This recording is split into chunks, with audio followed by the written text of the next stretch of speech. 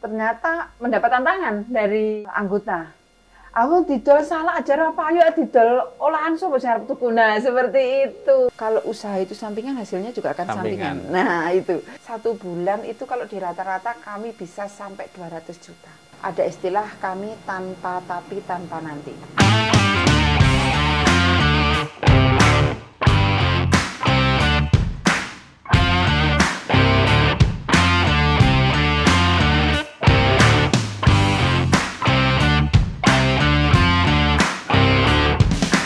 Selamat pagi teman-teman, jumpa lagi dengan saya di Ngopi, Ngobrol Inspirasi. Kita akan ngulik seputar inspirasi usaha tentunya dari teman-teman pelaku UMKM. Nah, hari ini saya berkunjung ke Sarisa Merapi dengan sosok yang menurut saya ini perempuan hebat ini, Bu Rini. Iya, Bu Rini ya? Betul. Nggak salah aku nyebut. Bu Rini, beliau ini mampu menggerakkan KWT, kelompok perempuan, untuk ngembangin usaha di daerah Pakem. Nah, sebelum kita mulai, Bu, boleh dong dikenalkan Bu Rini ini janjane sopo, terus background-nya dulu apa, pernah sekolah di mana gitu. Iya. Oke, makasih Mas Imam. Perkenalan, nama saya Rini Handayani. Saya sebenarnya kalau bilang background itu dari ibu rumah tangga. Ibu rumah tangga yang kurang baik mungkin. Karena anak-anaknya selalu ditinggal, jadi terlantar. Kami mengawali usaha dengan brand Sarisa Merapi ini berawal dari kelompok wanita tani. Namanya Kemiri Edung. Kenapa disebut Kemiri Edung? Karena berada di Dusun Kemiri. Dan harapannya di sini suasananya selalu sejuk, selalu dingin. Kemudian juga ada arti pemberdayaan ekonomi masyarakat Padukuhan Kemiri. Nah, itu pemberdayaan ekonomi Dusun Kemiri. Oh, iya, Edung. Iya, Edung. Itu kemudian dengan membawa brand Sarisa Merapi seperti itu, Mas. Tadi sempat bilang nih, curiga saya. Ibu yang menelantarkan anaknya, janjinya ditelantarkan ke kepi itu. Iya, karena setelah kami melakukan usaha di Sarisa Merapi ini, membangun usaha ini, jadi anak itu kadang jemput sekolah sampai lupa, kayak gitu. Kemudian kurang menelantarkan anak itu. Artinya kan memang punya kesibukan untuk ngurusin akhirnya yang ini. jemput harus orang lain seperti itu, karena saya punya kesibukan harus keluar seperti itu, dan karena mobilitas tinggi sehingga harus ada istilahnya me time ya Mas, untuk anak-anak kayak gitu. Ini Sarisa Merapi ini sejak tahun pinten, Bu? Sejak tahun 2016 akhir. Di mana tahun 2016 akhir itu salak itu turun drastis, Mas. Salak turun drastis, harga salak itu dari 5.000 jelek turun sampai Rp800 Mas kilo. Sedangkan di sini dulu ya Mas, dulu di sini nggak ada orang nanam selain salak, semua salak. Jadi salak ini merupakan komoditas utama, komoditas unggulan yang ada di Padukuhan Kemiri khususnya. Seperti itu. Nah, dengan harga salak yang turun drastis ini, kita nggak punya sawah, Mas. Di sini nggak ada sawah kan? Kalau lewat beras nggak ada. Padi nggak ada. Memang ya, salak ya. Jelas beli. Kalau beras pasti beli. Nah, pada saat itu beras itu harga Rp8.000. Salak sampai jatuh dengan harga Rp800. Jadi kalau kita mau beli beras 1 kilo, itu kami harus menjual salak 10 kilo. Itu baru dapat beras. Belum garamnya, belum bumbunya, belum lauknya. Nah, di sini kami sebagai kelompok wanita tani berpikir, kenapa ini nggak kita olah? Gitu. Kenapa nggak kita olah nanti menjadi produk yang pertama harga jualnya pasti akan lebih tinggi, kemudian umur simpannya akan lebih lama. Itu akhirnya kita kompromi dengan teman-teman pengurus. Awalnya pengurus sudah setuju, sudah oke. Ternyata mendapat tantangan dari anggota. Aku didol salak ajar apa ayo didol olahan sapa sing arep tuku. Nah, seperti itu.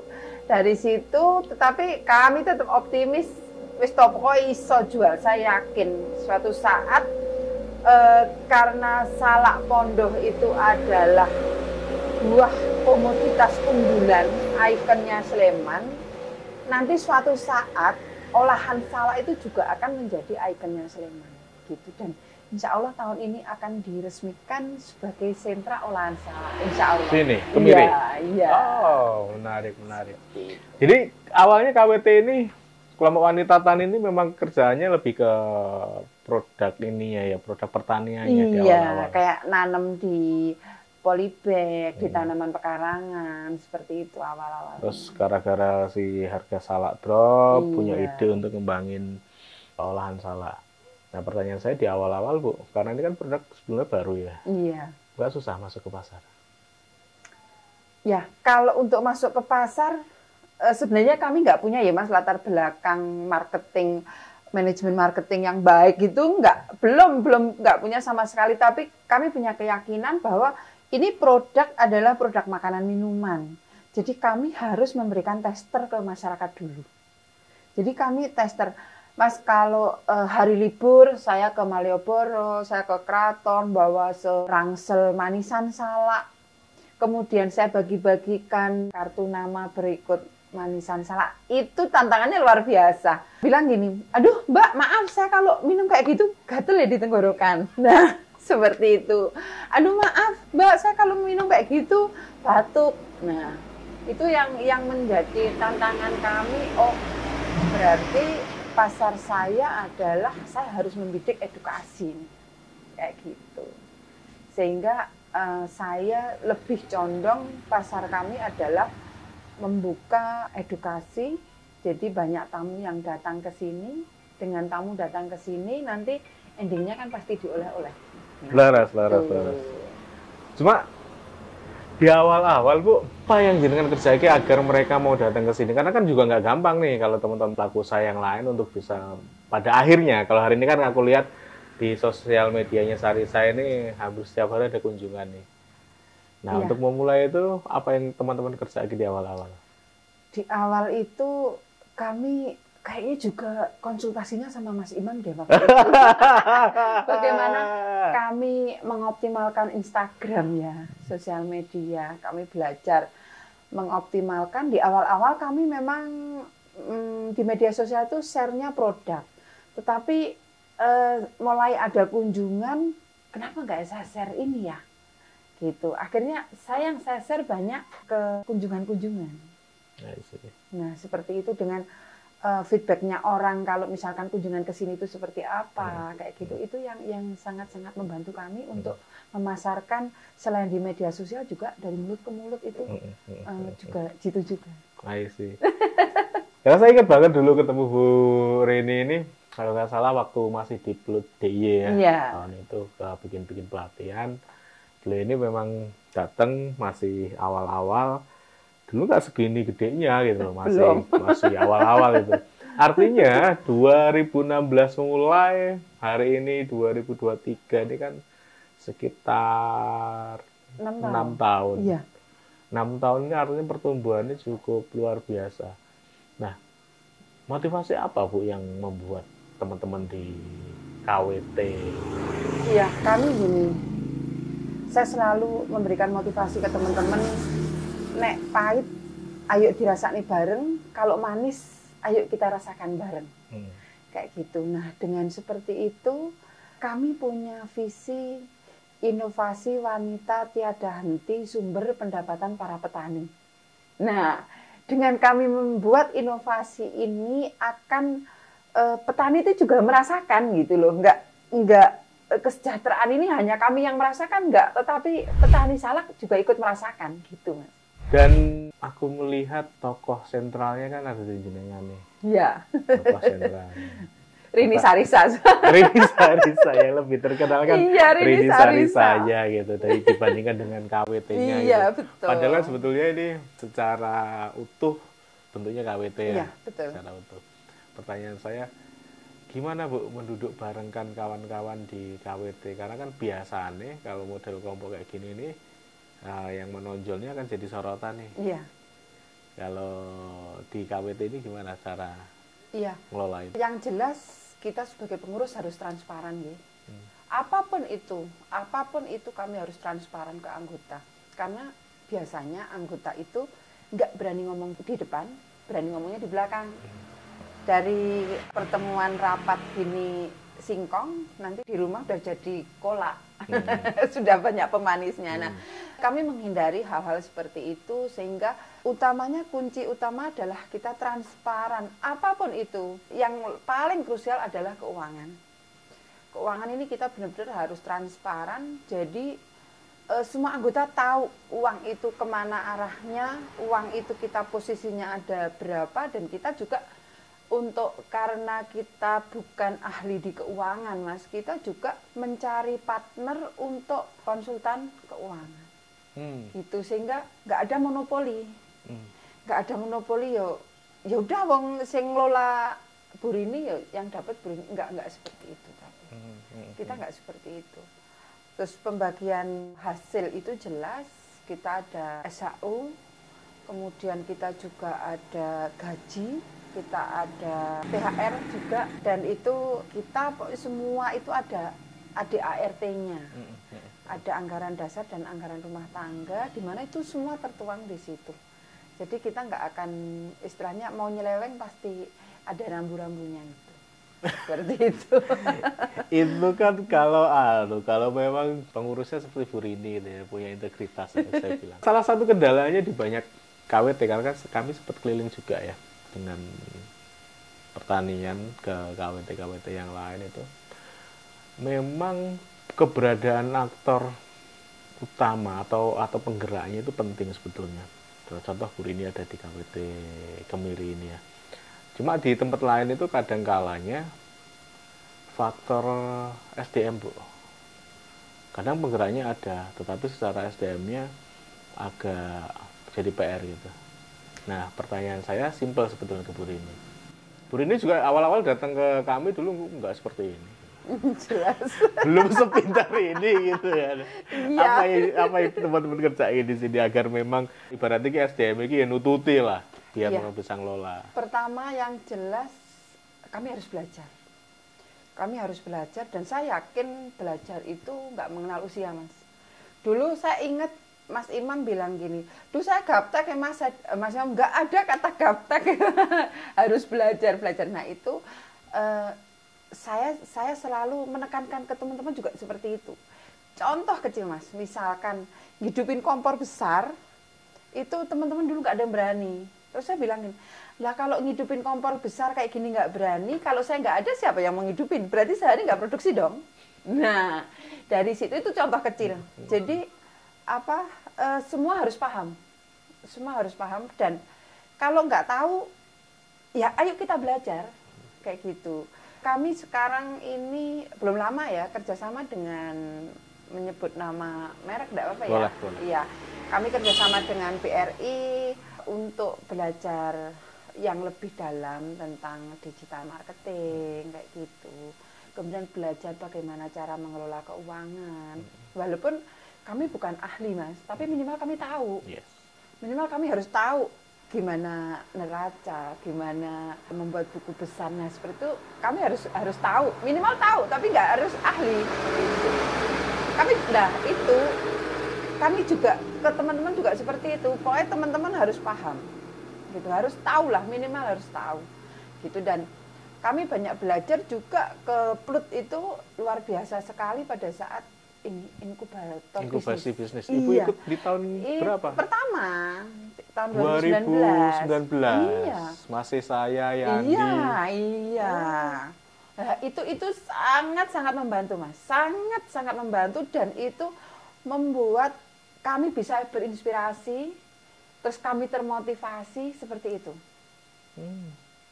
Jadi loncatannya ada di tahun itu atau sebelumnya? Iya. Di tahun 2019 itu yang omset kami di tahun 2019 itu luar biasa besar Mas. 1 bulan itu kalau di rata-rata kami bisa sampai 200 juta. Wow. Iya. Tahun itu? Tahun 2019. Dengan kami mempunyai omset segitu, kami harus mempunyai rumah produksi, harus itu. Karena apa? Dulu kami produksi hanya di garasi rumah. Di awal produksi kami hanya di garasi rumah. Dan itu pun juga teman-teman namanya ibu-ibu ya, kalau kerja ada yang datang jam 9, ada yang datang jam 8, ada yang datang setengah 8, kemudian ada jam 10 mau jemput anak, jam 11 mau layak dulu. Nah, seperti itu juga suatu pengalaman yang luar biasa yang harus, oh iya berarti kita harus membuat jam kerja secara profesional. Nah, gitu. Itu awal-awal seperti itu sebenarnya pengalaman-pengalaman itu yang membuat kami harus belajar. Kayak gitu. Kalau sekarang kami mulai tahun 2019 itu, kami jam kerja kami mulai jam setengah 8 sampai setengah 4 sore. Itu Senin sampai Sabtu. Tetapi sekarang teman-teman minta, kita sekarang masuk jam 8, pulangnya setengah 5 sore. Tetapi hari Sabtu libur. Tetapi kenyataannya tetap saja setiap hari Sabtu ya masuk karena ada pas rame. Iya, nah itu kan keuntungan tersendiri untuk teman-teman. Jadi ada lembur kayak gitu. Itu ada keuntungan tersendiri buat hari ini jumlah anggota kelompoknya ada berapa, Bu? Tetap 27 orang. 27 orang. Iya. Punya berapa unit bisnis seiring dengan berjalannya waktu hari ini? Kalau untuk bisnis sebenarnya ada beberapa, ada 3 bisnis ya, ada Sari Samrapi, kemudian ada juga ke arah kami mulai merintis ke catering. Catering? Iya, terus insya Allah ini sedang membangun glamping, mohon doanya. Serius? Mohon doanya, Mas. Karena apa? Itu suatu pengalaman juga di mana tamu kami ada dari Papua, ada dari Aceh, dari Nias. Mereka suruh mencarikan penginapan. Nah, ini kan peluang. Kenapa ini nggak saya ambil gitu? Nah, akhirnya kami coba berembuk. Ya, ayo sekarang kita buat yang kira-kira menghasilkan juga buat kita. Nah, akhirnya kita mencoba ini baru proses. Proses pembuatan? Iya. Kenapa pada akhirnya glamping, nggak model homestay di warga-warga? Iya. Kami berharap di Sari Samrapi ini kan wisata edukasi.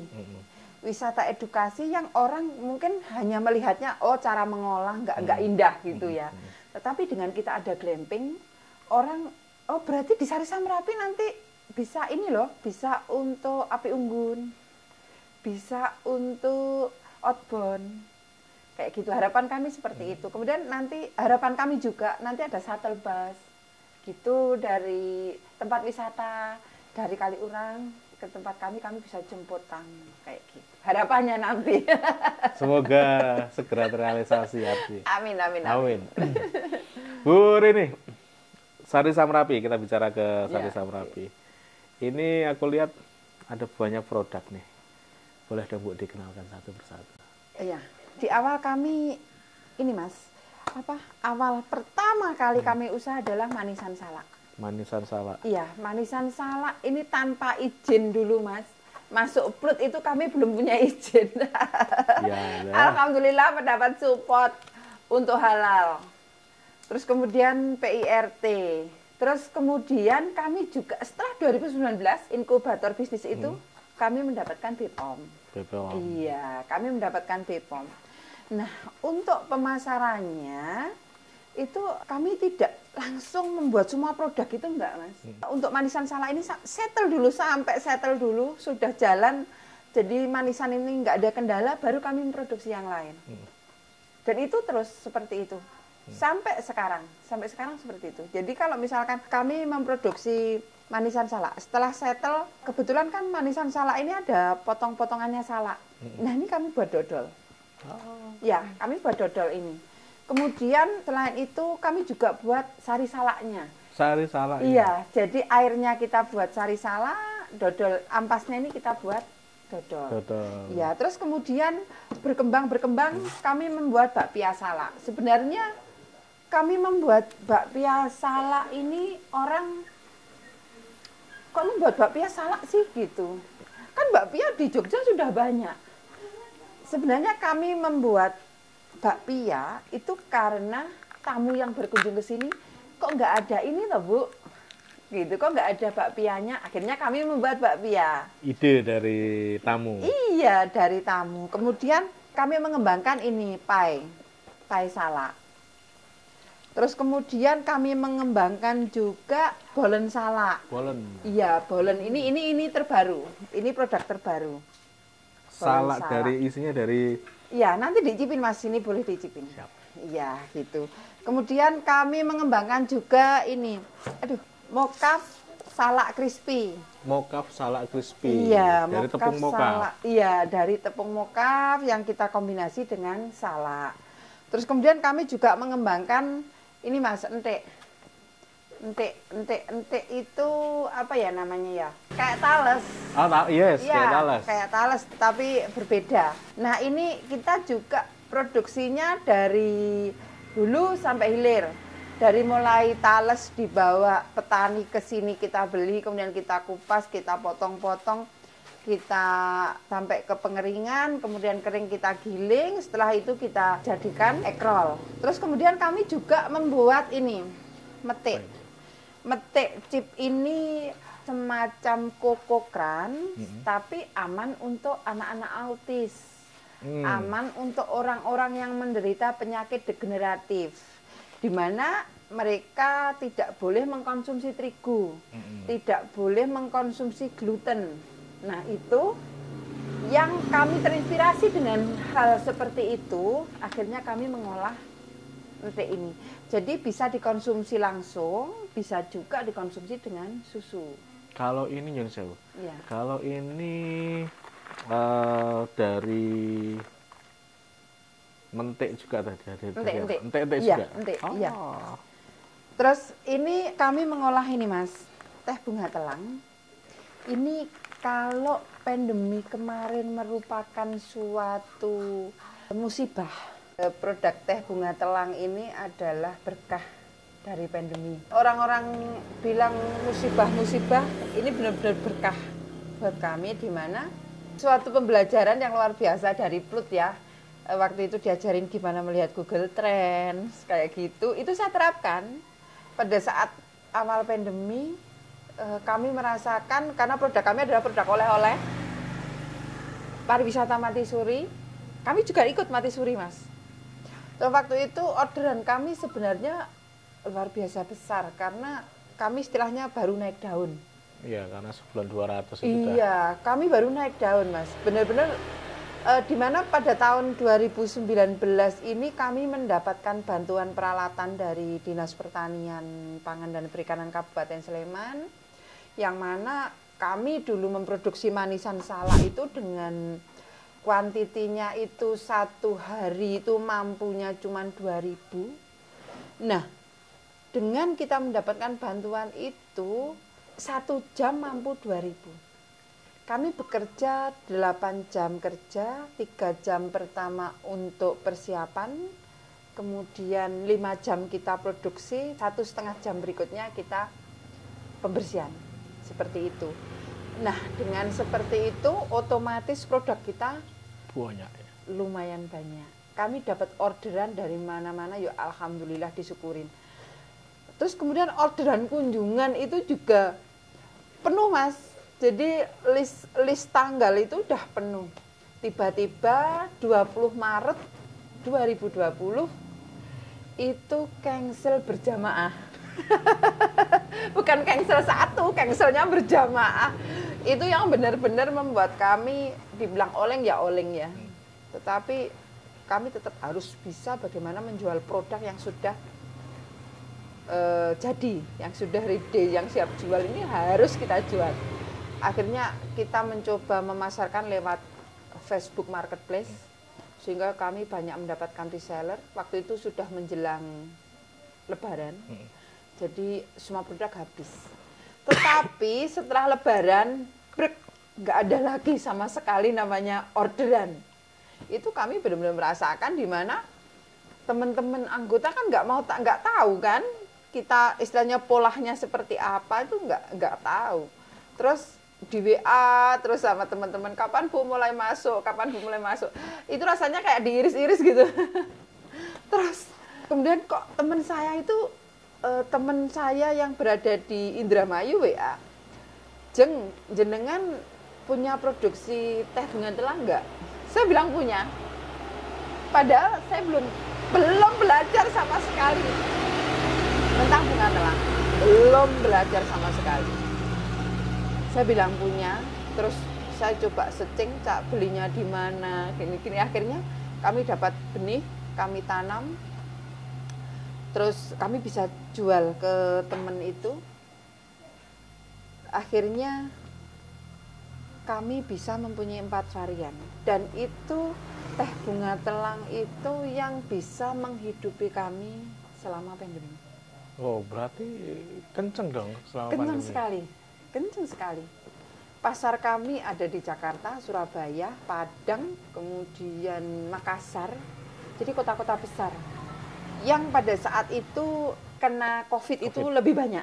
Ya, penderitanya lebih banyak. Nah, itu yang laris di sana. Kami masuk ke sana. Dan waktu itu kami masih manual juga. Manual untuk membuat, masukkan ke tea bagnya, ngesilnya masih manual. Kemudian kami syukurin banget tahun 2021 kami mendapatkan bantuan dari Kementerian Perindustrian. Dan itu juga nggak nyangka, Mas. Ada telepon, Ibu butuh apa? Wah, ini hoax nggak ya? Seperti dikira penipuan. Iya, ternyata benar itu dari Kementerian Perindustrian, dan sehingga dengan kami mempunyai alat itu untuk produksi teh, alhamdulillah bisa lebih meningkat kapasitasnya. Kayak gitu. Ini bunga telang dari sekitar sini? Dulu hanya dari sekitar sini. Cuman karena di sini curah hujan tinggi, Mas. Curah hujan tinggi itu bunga telang kan warnanya ungu. Nah, kalau kehujanan pada saat metik, bunga telang itu akan berubah jadi warna putih karena udah warna ungunya pudar. Nah, itu sehingga kami juga bingung. Kalau kayak gini terus kita kekurangan bahan baku. Itu kekurangan bahan baku, dan bahan baku bunga telang ini dulu karena kami belum punya pengalaman, nggak bisa mendadak kan. Kita misalkan order berapa ratus dus kayak gitu kan, kita nggak bisa mendadak untuk bunga telangnya, bahan bakunya. Kemudian alhamdulillah kami dipertemukan dengan teman-teman pengolah bunga telang, malah dari Jawa Timur, Mas. Iya, saat ini kami banyak ambil dari Magetan. Bunga telang ini kami mix dengan lemon, ada yang kami mix dengan serai, ada juga yang kami mix dengan kelor, kayak gitu. Jadi ada banyak varian, ada 4 varian. Terus saya punya cerita lucu, Mas. Maghrib ada orang kesini, bapak-bapak, Assalamualaikum, mau beli obat, Bu. Saya bingung, Bapak sakit apa? Saya tanyain. Katanya kena gula, kena diabetes. Terus, kali minum manisan bisa sembuh kali ya. Karena saya nggak paham tentang obat diabetes itu apa. Ternyata yang dicari adalah bunga telang. Teh bunga telang ini bisa menurunkan kadar gula. Ya, seperti itu. Dan itu saya nggak tahu, di awal nggak ngerti sama sekali kalau itu ternyata teh bunga telang itu bisa menurunkan kadar gula. Terus ada lagi nih, ada anak yang kurang normal, dia kena bisul di bibir, kemudian dibawa ke rumah sakit. Di sana dia teriak-teriak lari. Berontak nggak mau. Terus ada di rumah sakit itu yang memberitahu, Bu, dibawa aja ke Sarisa, di sana ada obatnya. Itu saya juga bingung ke sini cari obat. Saya bingung, ternyata bunga telang itu mengandung anti peradangan. Nah itu, jadi kalau saya mau bilang ini obat, saya nggak berani. Karena izin BPOM kami adalah MD untuk makanan. kayak gitu. Jadi itu pengalaman-pengalaman kami tentang bunga telang. Ini bunga telang. Kalau aku lihat dari semua produk ini kan bahan bakunya itu dari sekitar ya. Iya, Sebagian betul. besar dari sekitar. Iya. Artinya sebetulnya kawan-kawan yang di luaran sana harusnya bisa juga dong kalau memang mereka misalnya pengen punya usaha dan baru mau mulai usaha sebenarnya manfaatkan bahan-bahan baku di sekitar. Ya, kebetulan kami sering mendapatkan kunjungan dari teman-teman KWT ya. Teman-teman KWT itu dari luar kota, dari luar daerah. Nggak hanya KWT, juga UKM-UKM dari luar daerah. Nah, mereka pengen mencontoh Sarisa Merapi. Saya jelaskan bahwa yang kami olah itu apa yang ada di tempat kami, yang nilai jualnya tidak tinggi. Dengan kita olah, maka nilai jual itu akan terangkat. Nilai jual bahan bakunya itu akan bisa terangkat. Nah, misalkan contoh, kayak di Lampung. Di Lampung kemarin Bapak Gubernur, Bapak Bupati-Bupatinya rawuh ke sini. Kami juga bingung mau ngapain ke sini. Gitu ternyata melihat Sarisa Merapi, apa sih yang diproduksi, bahan bakunya dari mana sih yang didapat, terus yang diproduksi apa saja. Nah, seperti itu. Dan itu kami jelaskan semua bahan baku ini yang sangat mudah didapat di daerah kami. Jadi sesuai dengan produk unggulan yang ada di masing-masing daerah. Iya, seperti itu. Dan itu yang harga jualnya nggak bisa tinggi, nggak bisa keangkat. Kayak gitu, contoh kayak salak. Salak itu sampai sekarang di kalangan petani, saya nggak bicara di kalangan tengkulak, di kalangan bakul. Cuman saya bicaranya di kalangan petani. Kalau nggak kita sendiri yang ngangkat, harga itu nggak akan bisa terangkat. Nah, seperti itu. Sehingga harapan kami teman-teman yang di luar, yang teman-teman KWT, teman-teman UKM yang ada di luar sana itu paham, oh berarti kalau gitu, karena komoditas saya misalkan jagung, wah ini jagung yang kita kembangkan. Nah, seperti itu. Harapan kami seperti itu. Iya, karena memang ya siapa lagi kalau nggak kita yang akan memberi nilai tambah dari bahan-bahan yang ada di sekitar kita. Iya. Oke, menarik sekali. Bu, ceritain dong ini produk hari ini sudah sampai mana aja? Ada banyak produk ya? Iya, produk itu alhamdulillah reseller kami hampir tersebar di seluruh Indonesia. Kemudian kalau ke luar negeri kami masih belum ekspor, Mas. Cuman kami banyak teman-teman diaspora yang membawa produk kami ke sana. Gitu. Untuk saat ini reseller hampir di seluruh Pulau Jawa ada. Untuk reseller. Untuk konsumen hampir seluruh Indonesia. Toko-toko di Jogja, toko oleh-oleh? Ya, kalau toko oleh-oleh hampir 90% masuk di Jogja. Kami masuk, iya. Di hotel-hotel kami juga masuk. Oke. Iya. Ngomongin soal reseller, Bu. Saya pengen gali sedikit ini, karena sebagian besar kan hari ini reseller itu menjadi salah satu strategi pemasaran yang baik digunakan oleh orang. Betul. Nah, gimana jenengan bisa dapat banyak reseller di berbagai daerah di Indonesia hari ini? Awalnya, Bu. Iya, awalnya kami di Facebook Marketplace, Mas. Facebook Marketplace. Iya. Dan itu bukan Facebook berbayar. Iya. Iya, kita organik gitu. Nah, di situ kami banyak menjaring dari sana. Dari Facebook Marketplace, kemudian juga peran serta dari dinas-dinas. Itu luar biasa besar. Dari Sleman, dari DIY, kami banyak disupport dari sana. Misalkan, kemarin kami ada dari Semarang yang datang ke sini, terus saya tanya, Bu maaf, kira-kira dapat info Sarisa itu dari mana? Ternyata dari webnya Pemda DIY. Iya, kalau aku cek tadi Sarisa Merapi itu salah satunya si Bakul dulu DIY. Iya. Terus beberapa websitenya Pemda juga ada. Iya. Nah itu yang sangat-sangat membantu kami, sangat-sangat membantu kami sehingga bendera kami semakin kelihatan. Dan kami aware ke reseller-reseller kami, Mas. Terus kemudian ada tim kami yang menyapa reseller. Biasanya ya 2 hari sekali lah menyapa reseller. Mereka dibikinkan grup sendiri. Ada, iya. Kita dibikinkan ada grup, kita kelola. Juga ada pelatihan. Pelatihannya juga. Iya, pelatihan terutama ke digital marketing. Iya, seperti itu. Reseller harus ngambil berapa produk untuk bisa jadi reseller? Di awal menjadi reseller itu minimal nominal 500.000 di awal. Tetapi setelah itu bebas. Ini menjelang Lebaran orderan reseller udah lumayan tinggi.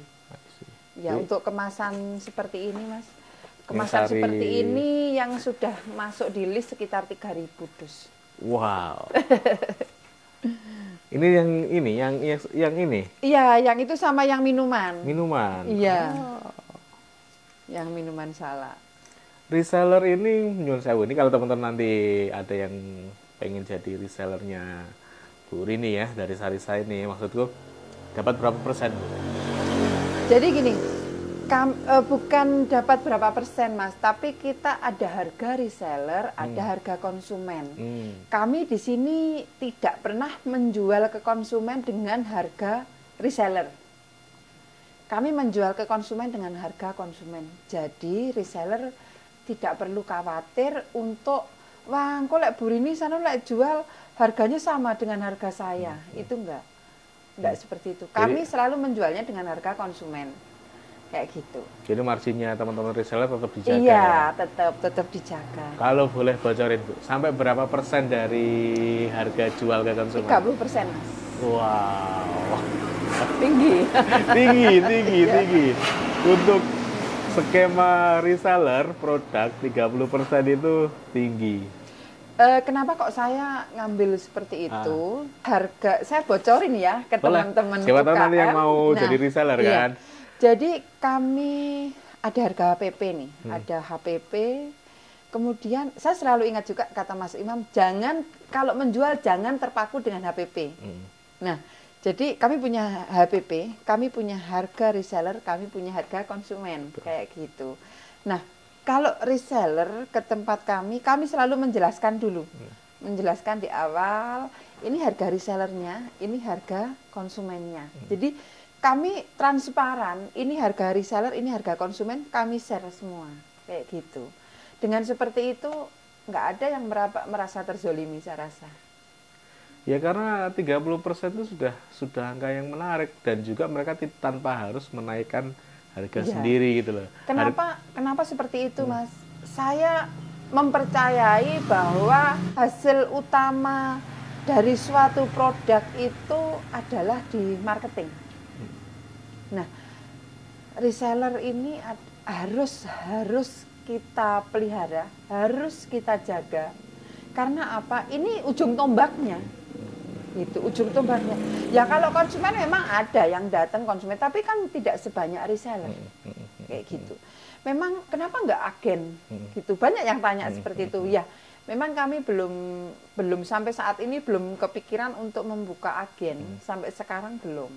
Bahkan titik poin pun kami belum berpikir ke arah sana. Tetapi dengan kami ikut programnya Sibakul, saya rasa untuk walaupun sampai seluruh Indonesia, sampai luar negeri pun kami bisa ngirimnya seperti itu. Jadi nggak masalah sih menurut saya. Ada berapa reseller Bu hari ini Bu? Jadi kami punya masing-masing ya, masing-masing karena reseller Sari Salak belum tentu menjadi resellernya Mbak Pia karena mereka punya segmen pasar yang berbeda.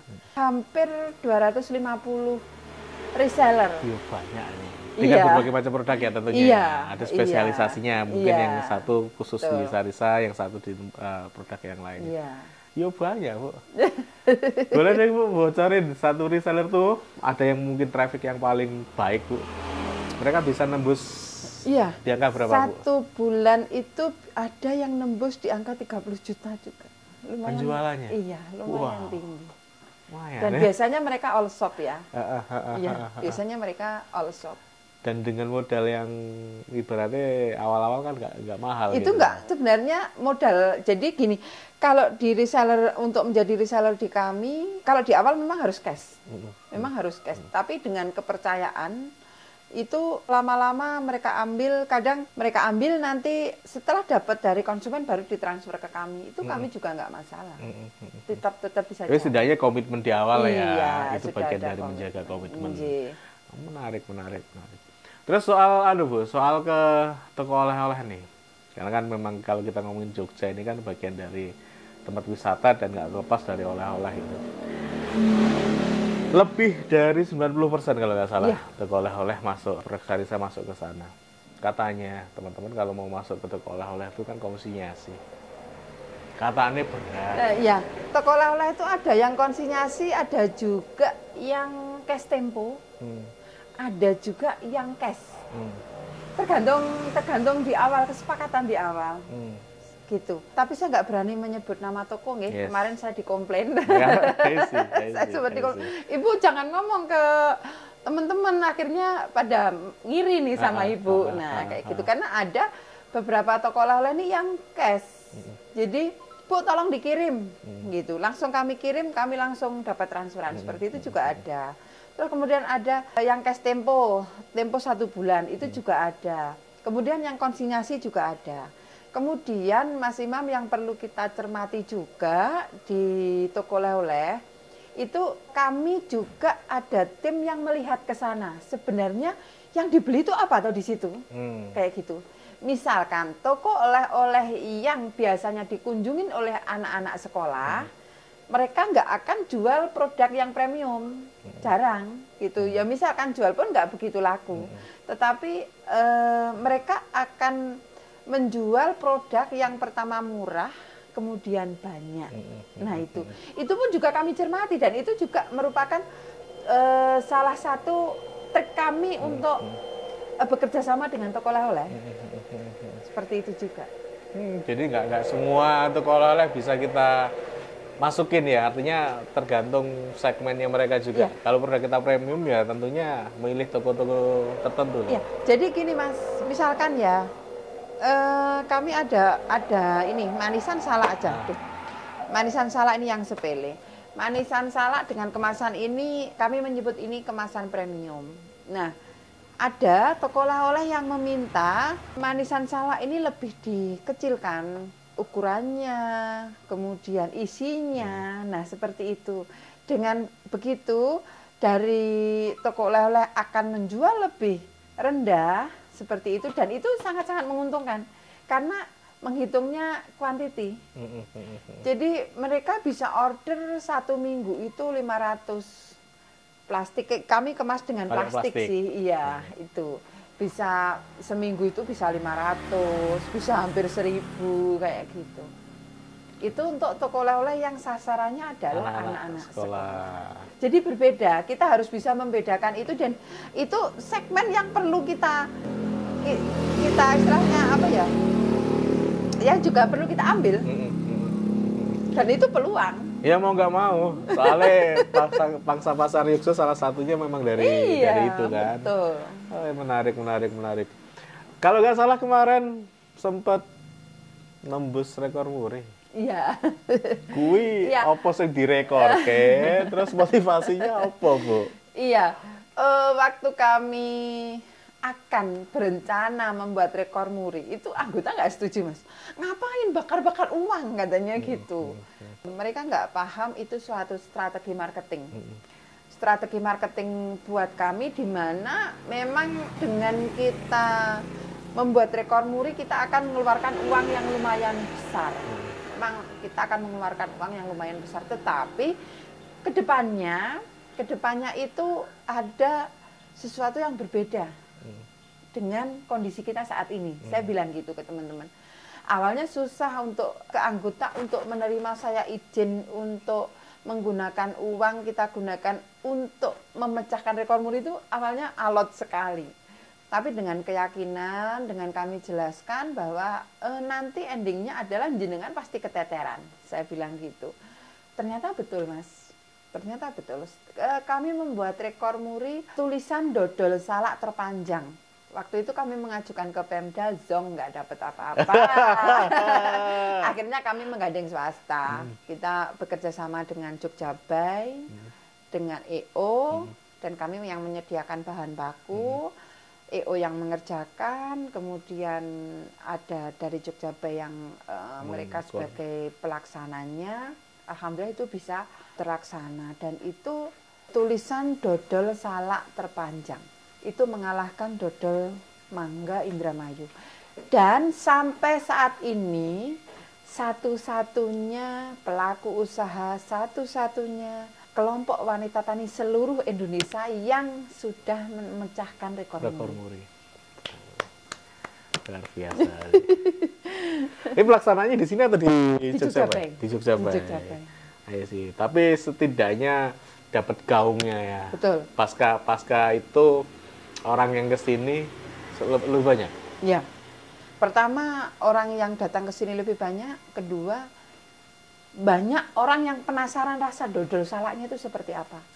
Dan dodol salak ini kami buat memang dengan perbandingan yang tidak lazim dibanding dodol-dodol pada umumnya. Kami membuat dodol salak itu dengan 40 kilo daging salak hanya menggunakan gula pasir 500 gram. Jadi sangat-sangat rendah. Kemudian kami menggunakan tepungnya hanya 500 gram juga. Tujuannya apa sih? Saya pengen memunculkan rasa dodol salaknya ini lebih kental. Ya memang rasa salak ya. Iya, nah sehingga orang itu penasaran Mas, seperti apa. Jadi kami sampai sekarang untuk dodol salak itu lumayan tinggi. Dari semua produk ini paling banter? Kalau paling banter tetap manisan salak, tetap ini manisan salak. Tetapi dodol salak itu nomor 2. Yang dulu dodol salak belum dikenal, nggak dikenal. Emang dodol salak rasanya kayak apa? Nggak mau orang. Tapi setelah kami memecahkan rekor muri itu, bahkan pernah kami sehari itu dapat orderan 100 kilo. Dodol. Iya, kayak gitu. Terus kemudian juga untuk parsel-parsel itu banyak sekali orang yang mencari dodol salak, sarisa, seperti itu. Menarik sekali. Seperti yang saya bilang tadi, beliau ini salah satu inspirasi wanita lah di desa. Kalau teman-teman ke Sarisa Merapi, mucuk. Betul. Mucuk. Ini dusun ketiga loh Mas dari atas. Dari atas? Iya, 8 kilo jaraknya dari Merapi. Kemarin berdukan aman, alhamdulillah. Ini memang benar-benar muncul gitu ya di Gunung Merapi, di desa. Aku tinggal di sini gitu kayaknya wes nyaman banget, terus sama metu-metu gitu kelihatannya. Ini beliau nggak mau gitu. Beliau tetap mau gerak ngembangin potensi yang ada di sini. Bu, untuk wanita-wanita di sana, Bu, untuk perempuan Indonesia lah gitu. Apa sih sebetulnya tantangan ketika memulai usaha yang Ibu rasakan ngembangin Sarisa ini? Waktu di awal-awal itu kita harus komit dulu, pertama dengan keluarga. Karena namanya kelompok wanita tani itu sebenarnya kalau anak saya bilang kelompok wanita tua, karena semua sudah berkeluarga. Itu kita harus komitmen dulu, kita ngobrol dulu dengan keluarga udah oke, mendukung. Itu merupakan suatu Mas ya, semangat buat kami, dimana dulu usaha kami ini hanya usaha sampingan. Dan Mas Imam dulu pernah bilang, katanya kalau usaha itu sampingan, hasilnya juga akan sampingan. Nah itu, saya selalu ingat itu. Sehingga usaha ini benar-benar kita tekunin sebagai penghasilan utama, dan hasilnya luar biasa. Dan itu kan juga nggak mudah, Bu. Apa yang menyemangati lagi? Kadang kan orang ketika mulai usaha surut, ribuannya itu susah. Kita harus punya coach ya. Kita harus punya orang yang bisa memberikan semangat kepada kita. Terus saya punya prinsip itu, dan itu juga harus saya tularkan ke teman-teman. Ada istilah kami tanpa tapi tanpa nanti. Tanpa tapi tanpa nanti. Aku kok ini ingat nih coach dari mana ya? Dr. Imam. Iya, kemarin baru ketemu.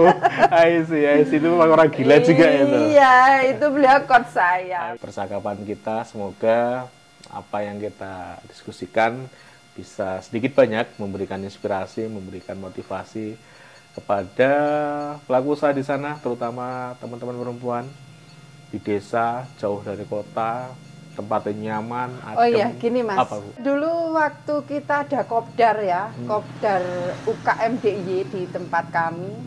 Ada yang bilang gini loh Mas, Bu ini rumahnya jauh banget, emang terjangkau map? Seperti itu. Dengan itu menjadikan kami untuk semangat bagaimana kami bisa dikenal orang. Itu. Dan bukunya hari ini terkenal kan. Makanya itu teman-teman, ini di desa jauh dari kota loh. Saya kalau tinggal di sini wes pokoknya nang omah wae adem ayem arep obah wes wae males gitu. Tapi beda dengan beliau. Kita ketemu lagi di video-video berikutnya, tetap di Ngopi Ngobrol Inspirasi. Saya Imam Syafi'i. Bye bye.